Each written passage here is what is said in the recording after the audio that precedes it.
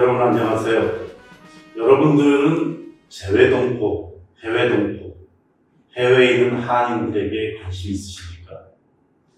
그 사람들은 언제 해외로 나갔을까요? 그리고 그 사람들은 우리들한테 중요한 사람들일까요? 혹은 해외에 있는 분들은 한국에 대해서 어떻게 생각할까요? 오늘 이 시간에는 지구촌으로 이민을 간, 이주를 한 해외의 한인들에 대해서 알아보는 시간입니다. 네, 저는 인천에 있는 인하대학교의 이진현 교수라고 합니다.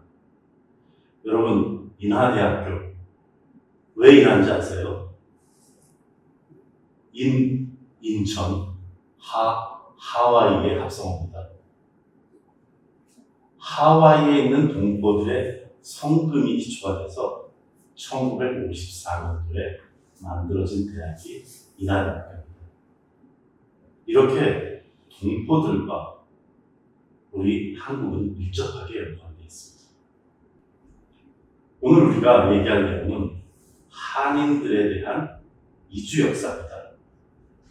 그리고 그 이주 역사를 통해서 우리는 한국에서 해외에 있는 한인들을 바라보는 것, 또는 해외 한인들이 모국을 바라보는 것, 이 부분에 대해서 생각해보는 기회가 있으면 좋겠습니다.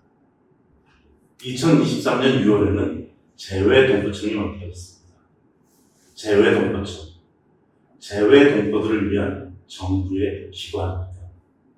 이렇게까지 동포들을 위한 정보기관을 만드는 이유, 그것은 무엇일까요? 바로 동포들이 중요한 역할을 하고 있기 때문입니다. 전 세계의 한인들, 재외동포는 얼마나 될까요? 현재 700만 이상이 되고 있습니다. 2021년에는 730만이었는데 코로나를 거치면서 조금 줄어서 지금은 700만 명 정도 됩니다. 우리가 남한 인구 5천만 명, 북한의 인구까지 합쳐서 총 8천만 명의 한인들이 전 세계에 있습니다. 우리가 재외동포 이렇게 얘기할 때 재외동포는 국적을 중심으로 두 가지로 나눴습니다. 외국 국적을 가지신 분들, 재외국민이라고 하죠. 230만 명 정도 얘기하고 있습니다. 외국 국적을 가지신 분들을 외국적 동포라고 하죠. 전체적으로 450만 명 정도 되고 있습니다. 반면에 우리 국민이 해외에 나가서 살고 있는 분들, 여전히 한국 국적을 유지하고 한국 파스포트를 가지고 계신 재외 국민들은 230만 명 정도 됩니다. 우리가 동포라고 할 때는 보통 외국적 동포를 얘기합니다. 그렇지만은 재외 국민 중에서도 영주권을 가지신 분들은 앞으로 외국적 동포가 되실 분들이기 때문에 포함시키기도 합니다. 그러면 우리가 재외동포의 역사 어떻게 구분할 수 있을까요? 재외동포 역사는 크게 두 가지로 구분할 수 있습니다. 1945년에 해방이 됐죠. 해방된 이후의 역사와 해방 이전의 역사입니다. 그래서 해방 이전의 역사를 구이민이라고 하고 해방 이후에 해외로 나가신 분들을 신이민이라고 표현하고 있습니다. 해방 이전에 나가신 분들 언제 나가볼까요? 여러분들은 만주 얘기를 들어보셨을 겁니다. 연해주도 들어보셨죠? 거기는 우리 조상들이 살던 땅인가요? 아니면 새로 이주한 곳인가요? 우리가 해외 동포, 재외 동포의 이주 역사를 얘기할 때 이 부분이 굉장히 중요합니다. 왜 그러냐면 만주, 연해주도 만주의 일부죠. 이 만주 지역은 우리 민족의 옛 영토이자 여러 왕조가 근거했던 지역이죠. 고조선부터 고구려, 발해, 여러분들이 많이 들어보셨을 겁니다. 그렇기 때문에 이 지역으로 우리 민족이 다시 이주했다. 이렇게 얘기하기는 참 어렵죠. 역사적인 변천에 따라서 움직인 것들이니까요. 그런 면에서 우리나라에서는 해외로 이주한 것을 근대 이주라는 표현을 쓰고 있습니다. 근대 시기에 이주했다는 거죠. 그 근대 이주의 처음은 1902년 말에 미국 하와이로 간 이민이 되겠습니다. 그러니까 어떻게 보면 이민이라고 얘기할 때는 1902년이 되겠습니다. 또한 만주나 연해주라고 얘기할 때는 1860년이 중요합니다. 왜 1860년일까요? 우리가 국제관계를 중시해 봐야 됩니다. 서구 세력이 동아시아로 점차 밀려왔습니다. 19세기의 얘기입니다. 그런데 1860년에 동진을 하고 있던 러시아와 청나라가 베이징에서 조약을 했습니다. 베이징 조약입니다. 이 조약이 왜 중요할까요? 이 조약으로 인해서 우리 한국은 러시아와 갑자기 국경선을 맞이하게 됐습니다. 그 전까지는 청나라와만 국경선이 있었죠. 그런데 베이징 조약으로 인해서 두만강을 중심으로 한 지역에 러시아와 국경선을 맞이하게 된 것이죠. 그래서 동북아시아에 있어서는 1860년이 근대의 시작이다. 이렇게 얘기할 수 있겠습니다. 그러니까 근대 국민국가가 만들어지고 이 근대 국민국가는 영토와 국민으로 이루어지는데 우리 국민들이 러시아로 또는 청나라로 가게 되면 그 나라로 이민하는 것이 되는 것이죠. 그래서 우리는 1860년이 굉장히 중요한 해이다. 이렇게 얘기합니다. 물론 내부적인 요인도 있었습니다. 당시 1860년대 부근에는 가뭄이 많이 됐습니다. 옛날에 농촌 중심 아닙니까? 먹고 살 것이 없었죠. 그래서 평안도와 함경도 사람들은 만주 지역으로 가서 계절 농업을 하기도 하고 또는 아예 정착하기도 했습니다. 그렇지만은 가장 중요한 것은 이렇게 간 사람들이 있었지만 이민이라는 관점에서 본다면 1860년에 국경선이 그어진 것이 이민에 있어서의 중요한 것이다. 그런 점입니다. 왜 그러냐? 러시아 정부가 조선인들의 존재를 설명하는 공신문서가 1862년 3년부터 나오고 있습니다. 그것은 이렇게 이민이 갔다 하는 얘기가 되겠습니다.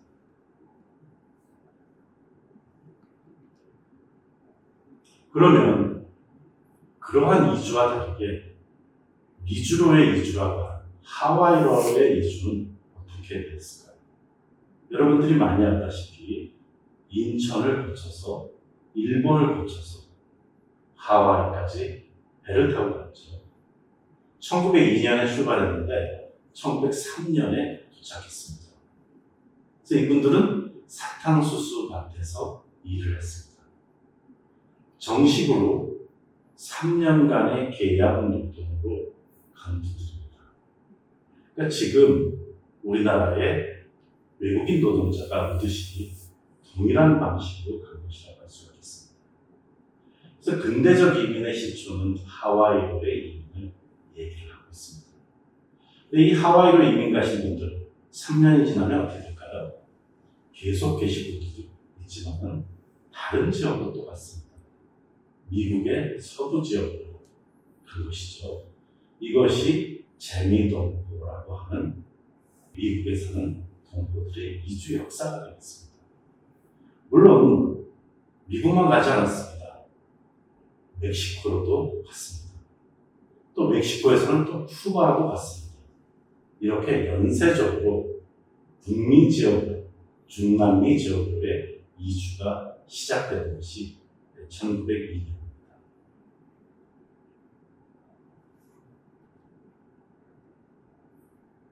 그럼 중국으로는 어땠을까요? 우리가 만주로 이미 많은 분들이 이주했다고 했습니다. 중국으로의 이주는 1860년을 기점으로 한다고 말씀드렸는데요.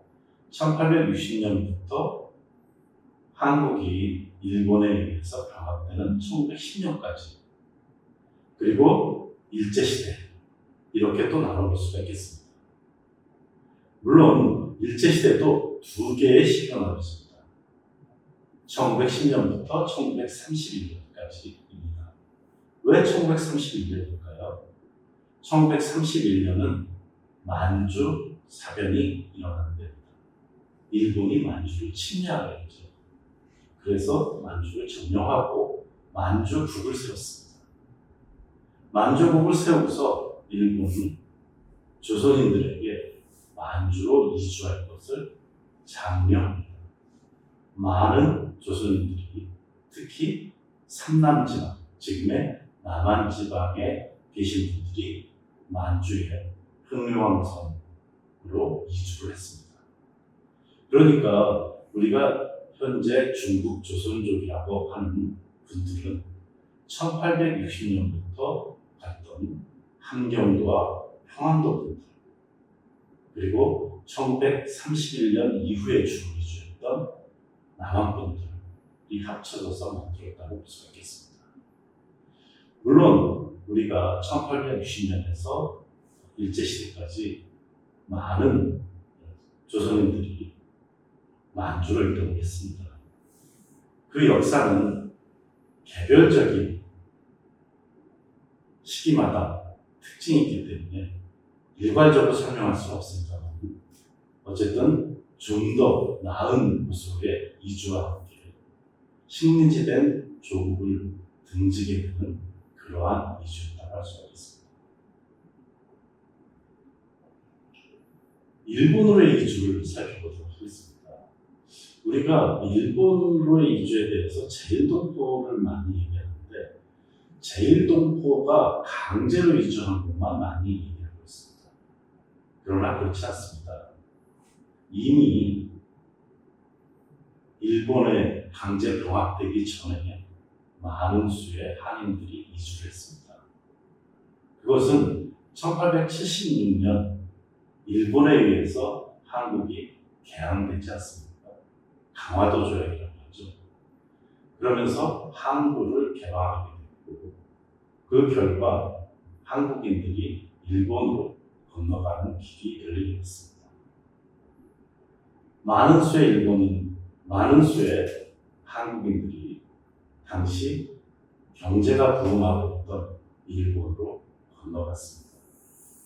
그래서 이들은 해방이 되기 전에 이미 80만 명 이상이 거주하게 됐습니다. 그런 면에서 일본으로의 이주라고 하는 것도 우리가 다각적으로 살펴볼 수가 있겠습니다. 1910년 한국이 일본에 병합되고 나서 일본으로의 이주가 증가하기 시작했습니다. 1차 세계대전을 거치면서 일본 경제는 화랑이었습니다. 많은 공장과 광산에서 노동자가 필요했습니다. 우리 조선인들은 이러한 광산과 공장으로 이주를 하기 시작했습니다. 노동자로서의 이주죠. 그래서 오사카, 교토, 고베 같은 우리가 관서지역이라고 하는 지역에 조선인들이 집중돼서 거주하게 됐습니다. 특이한 것은 이들이 단신으로 가지 않았다는 것입니다. 가족과 같이 갔습니다. 가족과 같이 갔다는 것은 계속 일본에 살겠다는 것이죠. 1931년 만주사변이 일어나고 37년에 중국과 일본 간의 중일전쟁이 발생했습니다. 그리고 이 전쟁은 미국과의 전쟁이 태평양 전쟁으로 확대되었습니다. 식민지 백성인 조선 사람들은 여기서 강제 이주, 강제 징용되는 처지에 놓이게 됩니다.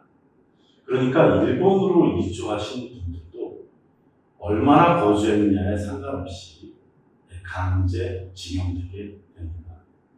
결국은 일본에서의 제1동포들의 삶은 달라지는 것이라고 할 수 있겠습니다. 우리가 고려인이라고 얘기하는 러시아로 이주한 사람들은 언제부터 왔을까요? 1860년 베이징 조약에 의해서 국경을 마주하게 되면서 거기에 가있던, 연해주에 가있던 조선인들은 졸지에 러시아 영토의 사람들이 됐습니다. 연해주에 진출하면서 러시아는 조선인들에 대해서 관리를 하기 시작했고, 특히 광활한 땅 연해주를 개척하고자 새로운 노동인력으로 조선인이 필요했습니다. 그래서 많은 조선인들에게 러시아로 넘어오도록 했습니다. 그리고 이들에게는 러시아 시민권을 주기 시작했습니다. 그렇기 때문에 우리가 1895년 러시아 공사관으로 고종이 피난간 아관 파천이라고 하는 역사적 사건 때에 이미 통역으로 그리고 러시아 정부를 위해서 일하는 그러한 조선인들이 조선에 들어왔습니다. 물론 이들은 한국말을 하는 사람들입니다만 새로 태어난 애들은 한국말도 못하고 러시아 이름을 가진 사람도 많았습니다. 그런데 한국이 일본에 의해서 병합되면서 많은 사람들이 새롭게 러시아로 이주하게 됩니다. 이들은 식민지가 되는 조선이 싫어서 또는 독립운동을 하기 위해서 다양하게 러시아로 간 사람들입니다.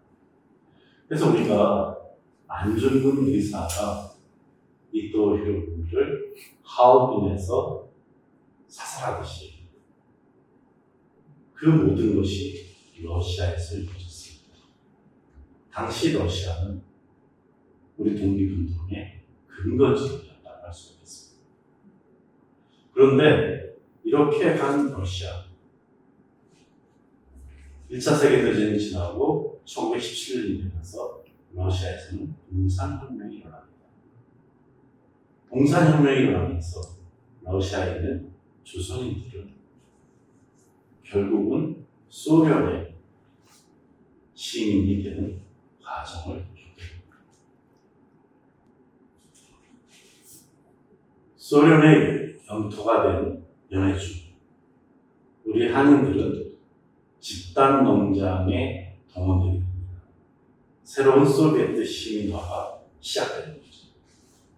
그런데 1931년 일본이 만주를 점령하고 37년에 중국과 전쟁을 하면서 새롭게 만들어진 소련은 일본이 침략할까봐 두려움에 떨게 됩니다. 그러면서 소련 내에 있는 우리 한인들을 일본과 협력할지 모른다는 두려움 속에서 중앙아시아로 강제 이주를 시키게 됩니다. 3일 정도의 노티스를 주고 기차에 실어서 강제 이주를 시켰습니다. 그 결과 중앙아시아 5개 국가로 이주를 하게 됩니다.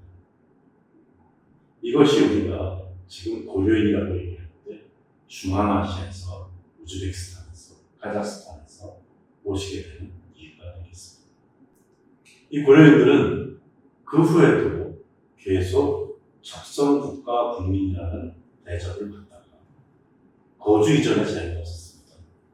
그러다가 70년대부터 점차 소련 내 다른 지역으로 이주를 하게 됩니다.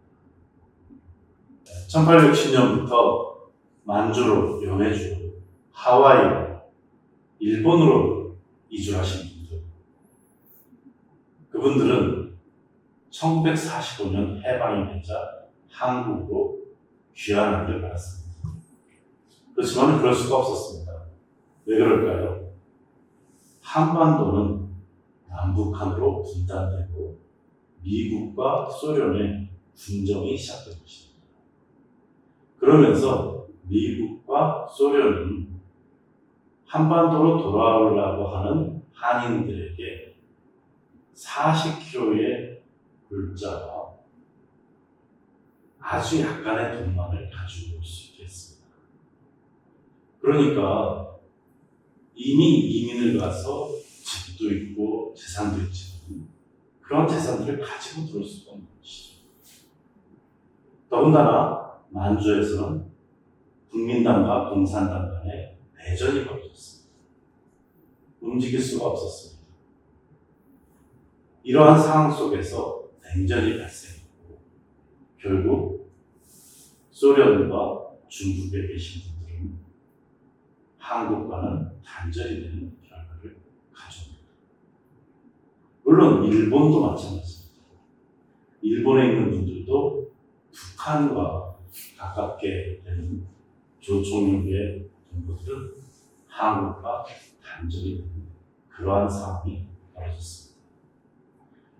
1860년부터 시작된 한국인들의 이민, 2차 세계대전이 끝나면서 어떻게 보면 단절이 됐다 이렇게 얘기할 수가 있습니다.